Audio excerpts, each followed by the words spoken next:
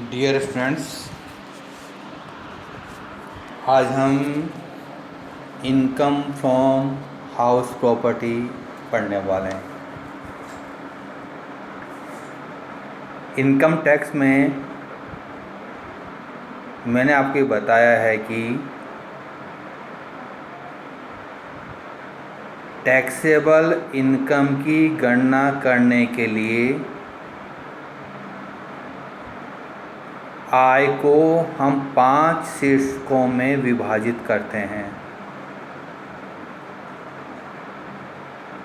एक बताया था आपको इनकम फ्रॉम सैलरी, दूसरा इनकम फ्रॉम हाउस प्रॉपर्टी, तीसरा income from business and profession, income from capital gain या प्रॉफिट फ्रॉम कैपिटल गेन, और लास्ट में 5वां सोर्स हमारा इनकम फ्रॉम अदर सोर्सेज। इनमें इनकम फ्रॉम सैलरी के प्रोविजंस हम लोग पढ़ चुके हैं, उससे संबंधित कुछ क्वेश्चन भी हम कर चुके हैं। तो दूसरा जो हेड हमारे इनकम का हाउस प्रॉपर्टी संबंधित, ये हम पढ़ना शुरू करते हैं। परीक्षा की दृष्टि से भी इनकम फ्रॉम हाउस प्रॉपर्टी वाला चैप्टर हमारे लिए महत्वपूर्ण है। सामान्यतः एक प्रश्न इस चैप्टर में से न्यूमेरिकल हमको मिलता ही है, यानी 20 में से 20 नंबर हम इस चैप्टर को पढ़ने के बाद में स्कोर कर सकते हैं। तो इस चैप्टर को ध्यानपूर्वक पढ़ें, इसके प्रोविजंस को याद रखें। तो हम शुरू करते हैं income from house property. House property ये हम सब जानते हैं, कोई भी मकान जिसका स्वामी करदाता है, उससे यदि कोई आय हो रही है तो उस आय को इनकम फ्रॉम हाउस प्रॉपर्टीज कहते हैं। इस हाउस प्रॉपर्टी की आय से इनकम को इस हेड में टैक्सेबल करने के लिए 3 शर्तें ज़रूरी हैं, तभी वह इस हेड में टैक्सेबल होगी। पहली, उस मकान या मकान से संबंधित लगी हुई भूमि से प्राप्त आय इस शिक्षा में हो, यानी कोई मकान संपत्ति हो या मकान से जुड़ी हुई कोई भूमि हो, उससे यदि कोई आय प्राप्त होती है तो इस हेड में टैक्सेबल मानी जाएगी। साथ में ही यह आवश्यक है कि उस मकान संपत्ति का स्वामित्व करदाता के पास हो, यानी करदाता उस मकान का स्वामी हो। और तीसरी महत्वपूर्ण शर्त है, उस मकान का उपयोग करदाता स्वयं के व्यापार अथवा पैसे के लिए नहीं कर रहा हो, यानी इस हेड में टैक्सेबल के लिए ज़रूरी है कि मकान संपत्ति का स्वामी उसका उपयोग अपने व्यापार और पैसे के लिए नहीं करे। यदि किराए पर देता है तो वो टैक्सेबल हो जाएगी, और स्वयं ही उसमें दुकान लगा ली है, अपना ऑफिस लगा लिया है, तो इस हेड में वो टैक्सेबल नहीं मानी जाएगी। तो यहाँ पर महत्वपूर्ण है कि करदाता गत वर्ष में उस मकान का स्वामी होना चाहिए। यदि वह वैधानिक रूप से उस मकान का स्वामी नहीं है तो इनकम टैक्सेबल नहीं मानी जाएगी। कई बार ये होता है कि करदाता उस मकान का स्वामी नहीं होता, लेकिन फिर भी वो इनकम उसकी आय में जोड़ जाती है। तो यह तब बनता है जब वह डीम्ड असेट करदाता की मानी जाए। अब करदाता डीम्ड असेट कब मानी जाएगी? यदि कोई संपत्ति अपने जीवन साथी को बिना प्रतिफल के हमने ट्रांसफ़र कर दी है, ट्रांसफ़र करने के बाद में संपत्ति स्वाभाविक रूप से जिसको ट्रांसफ़र की गई उसकी मानी जाएगी। यदि पति ने पत्नी को ट्रांसफ़र कर दी या पत्नी ने पति को ट्रांसफ़र कर दिया है तो जिसने संपत्ति प्राप्त की है वह उसका वैधानिक मालिक होगा। लेकिन आयकर की दृष्टि से वह संपत्ति ट्रांसफ़र करने वाले की मानी जाएगी यदि बिना प्रतिफल के ट्रांसफ़र की है, बिना प्रतिफल या बिना उचित प्रतिफल के। इसी तरह कोई संपत्ति हमने अवैध पुत्र या पुत्री को ट्रांसफ़र की है तो ऐसी संपत्ति भी करदाता यदि बिना प्रतिफल के ट्रांसफ़र करता है, बिना उचित प्रतिफल के ट्रांसफ़र करता है तो ट्रांसफ़र करता की संपत्ति मानी जाएगी, यानी अवैध बच्चे की संपत्ति नहीं मानी जाएगी।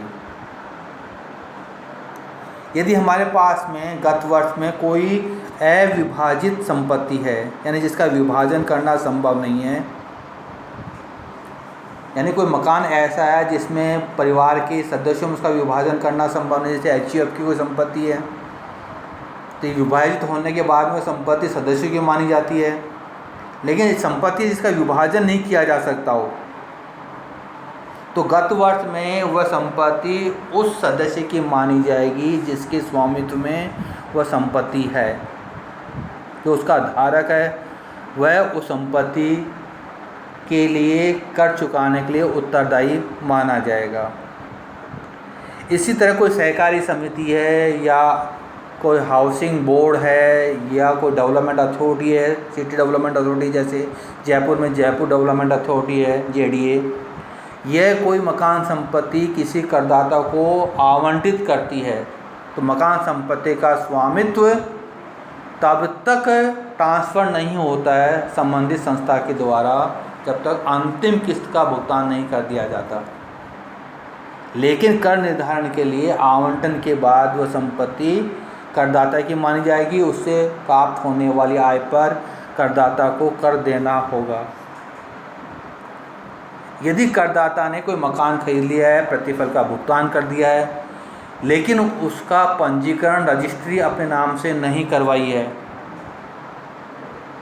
तो भी संपत्ति करदाता की मानी जाएगी। यदि वह सिद्ध कर देता है कि उचित कारण से मकान संपत्ति ट्रांसफ़र संभव नहीं है तो ऐसी स्थिति में भी यदि रजिस्ट्री नहीं करवाई है और प्रतिफल का भुगतान कर दिया है तो भी संपत्ति करदाता की ही मानी जाएगी जिसने प्रतिफल का भुगतान कर दिया है। यदि कोई संपत्ति 12 या इससे अधिक वर्ष के लिए पट्टे पर ली गई है तो संपत्ति भी जिसने पट्टे पर प्राप्त की है उसकी मानी जाएगी और उस व्यक्ति को ही इस संपत्ति से प्राप्त आय पर कर देना होगा। और कई बार व्यवहारिक रूप से होता है कि हमने संपत्ति 12 वर्ष से कम अवधि पर ली है, बाद में हर 6 महीने में, महीने भर में, साल भर में उस अवधि को बढ़ाते रहते हैं।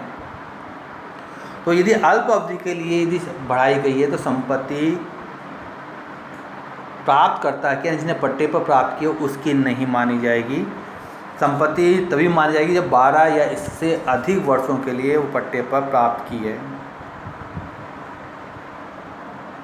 यदि हमने कोई पट्टे पर संपत्ति उसको मकान पट्टे पर भूमि ली, उस पर मकान बना लिया है तो निर्मित मकान, ये बात ध्यान रखिएगा, मकान संपत्ति तभी मानी जाएगी जब भूमि पर मकान का काम पूरा हो चुका हो। यदि मकान निर्माणाधीन है तो मकान संपत्ति नहीं मानी जाती है।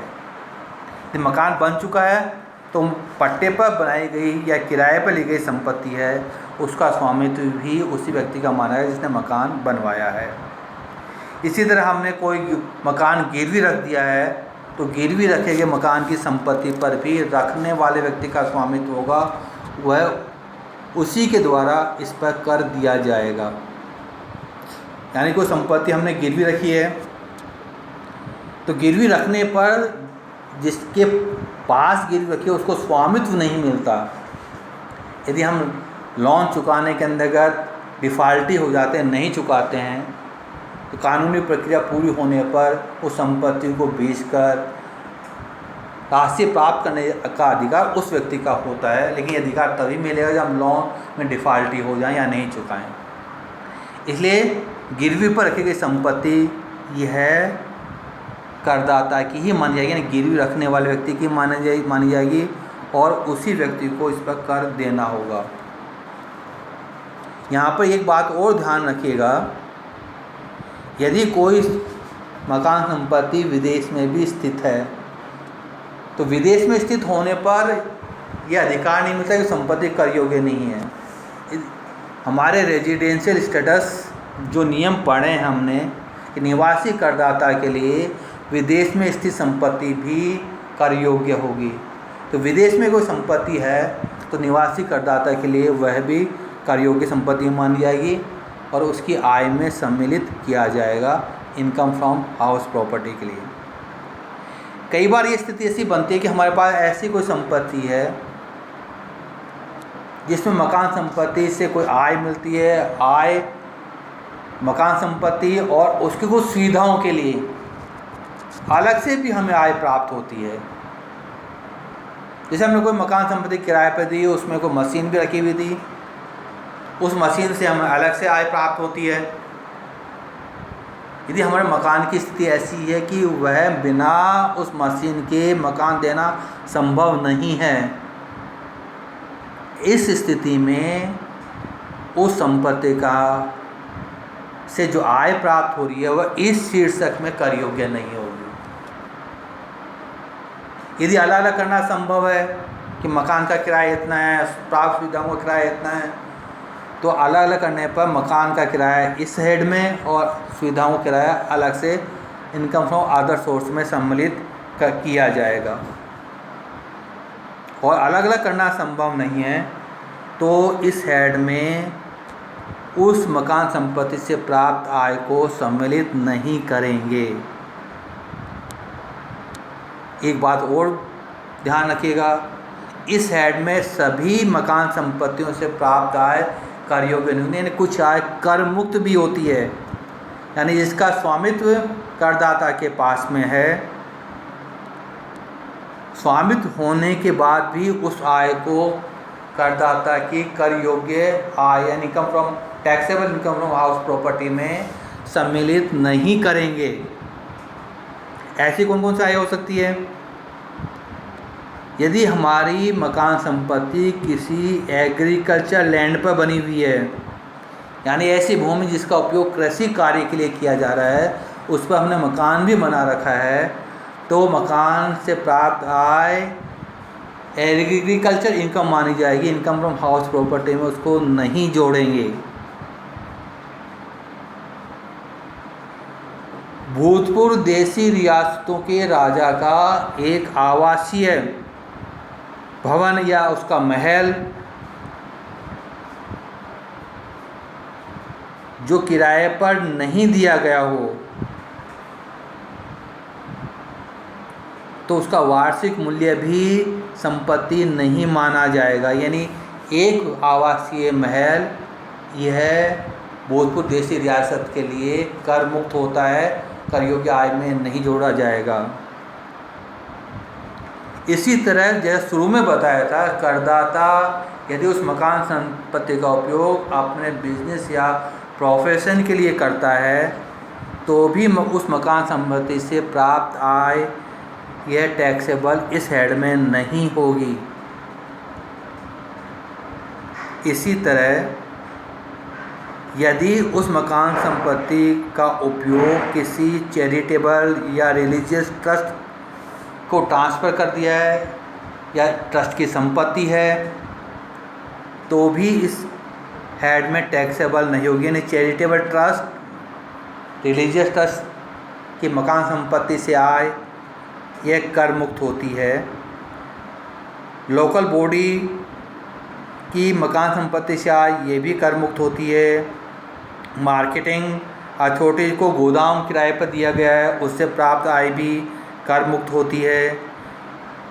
और लास्ट में एक बात और ध्यान रखिए, यदि कोई मकान संपत्ति, कोई व्यक्ति मकान संपत्ति को खरीदने और बेचने का काम करता है तो उससे प्राप्त प्रॉफिट भी इस हेड में टैक्सेबल नहीं होगा। यानी कोई मकान संपत्ति बनाता है और बाद में बनी हुई मकान संपत्ति को बेचता है, वर्ष के अंत में बिना बिकी मकान संपत्ति स्टॉक इन ट्रेड के रूप में रखता है, यानी मकान खरीदने और बेचने का काम वो करता है, मकान बनाना और बेचना ये काम करदाता का है, तो भी इस हेड में वह संपत्ति जो बेची गई है उससे कोई प्रॉफिट हुआ है, इनकम हुई है, तो इस हेड में टैक्सेबल नहीं मानी जाएगी।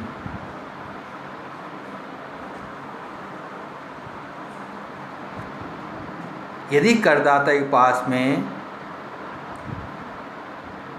एक से अधिक मकान हैं तो भी एक से अधिक मकान होने पर भी सभी मकानों से प्राप्त आय यह टैक्सेबल होगी।